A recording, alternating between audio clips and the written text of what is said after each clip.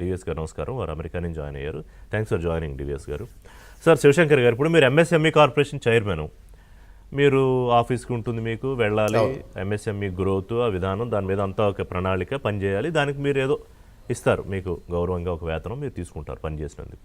అలాగే శిరీష్ గారు ఎమ్మెల్యేగా, నేను ఉద్యోగం చేస్తున్నందుకు నాకు, మరి మా డివిఎస్ గారు అనలిస్ట్, పాపం వారు ఎవరికి జీతం ఇవ్వరు, కానీ అంతకుముందు వారు ఏమన్నా ఉద్యోగం చేస్తే జీతం తీసుకుని ఉంటారు. మరి అసెంబ్లీకి రాని ఎమ్మెల్యేలకి, అసలు అసెంబ్లీనే గుర్తించిన ఎమ్మెల్యేలకి ఎందుకు ఇవ్వాలి సార్ జీతాలు? ప్రజల డబ్బు కదా, అది ప్రజల పన్నుల డబ్బు కదా.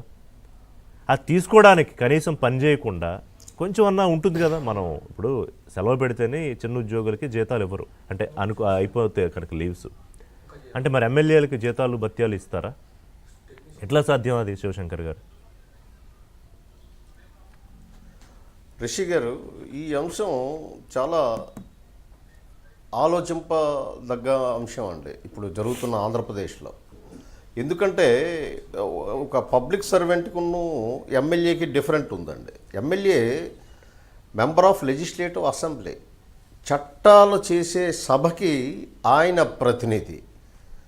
ఆయనని ఎవరు పంపించారు ఆ చట్టంలోకి, ఆ చట్టసభలోకి? ప్రజలు పంపించారు. It is a democratic. కాన్స్టిట్యూషన్లో 194 ఆర్టికల్ 4లో ఏం చెప్తుంది అంటే, ఇక్కడ జగన్మోహన్ రెడ్డి ఏ రకంగా దాన్ని మిస్యూజ్ చేస్తున్నారో మీకు మీ ద్వారా ప్రజలకు వివరించే ఒక ప్రక్రియ నేను చేస్తున్నానండి. అందులో continuously 60 days excluding adjournments, prorogations, all other things.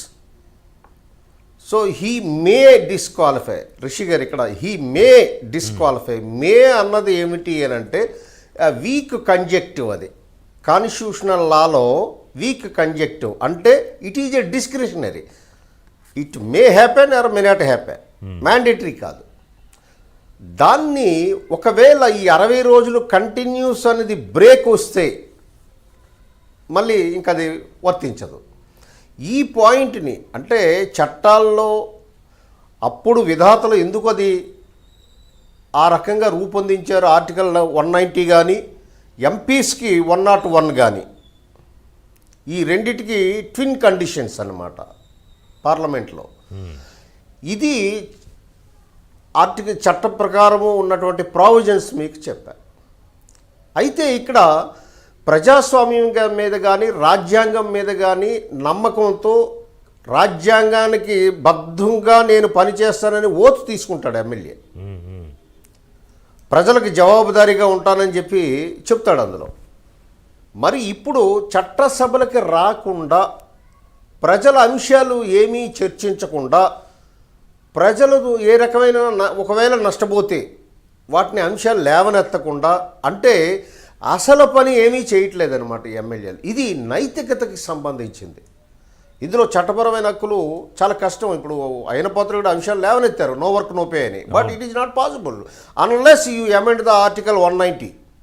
Okay, article 190, 101 రెండు అమెండ్ చేస్తే తప్ప ఇది మనం చేయలేము. ఇది కేవలం ఎథిక్స్కి సంబంధించింది, మొరాలిటీకి సంబంధించింది, వాల్యూస్కి సంబంధించింది. అందువల్ల ఏమిటంటే వీళ్ళని ఏ రకంగా ప్రజలకి ముందు దుయ్యబట్టాలి అని అంటే, మొత్తం సభల్లో జగన్మోహన్ రెడ్డి అండ్ కంపెనీ ఎన్ని రోజులు అటెండ్ అయ్యారు అని స్పీకర్ గారికి అసలు అసెంబ్లీ ప్రొసీడింగ్స్లో he the supreme. Courts also cannot interfere. Article 122 కింద కోర్ట్స్ కూడా ఇంటర్ఫియర్ అవడానికి లేదు.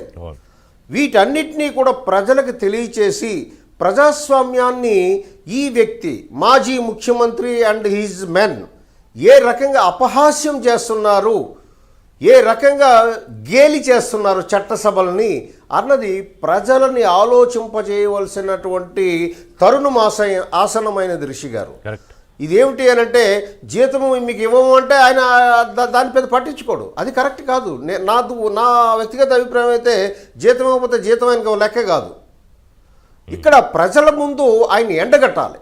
ఆయన ఏం చేస్తున్నాడు, రాజ్యాంగ ఉల్లంఘన ఎలా చేస్తున్నాడు, ప్రజాస్వామ్యాన్ని ఎలా అపహాస్యం చేస్తున్నాడు, ఎన్నుకున్న ప్రజలకి ఏ రకంగా మోసం చేస్తున్నారు ఈ ఎమ్మెల్యేలు, ఇదంతా కూడా ప్రజలకి అసలు వీళ్ళు అటెండెన్స్ షీటు పబ్లిష్ చేయాలండి. స్పీకర్ గారు నేను మీ ద్వారా కోరుతున్నాను ఏంటి అని అంటే Okay. ఈ ఎమ్మెల్యేలందరూ కూడా ఇప్పటి వరకు ఎన్ని సెషన్స్లో ఎన్ని రోజులు అటెండ్ అయ్యారు మొత్తం డేటాని పబ్లిష్ చేసి ప్రజలకు తెలియచేయవలసిందిగా కోరుతున్నానండి. చేస్తే ప్రతి ఒక్క ప్రజలు ఇంటెలెక్చువల్స్ యూత్ కానీ అందరూ కానీ అర్థం చేసుకుంటారు how far they are justifying their occupation.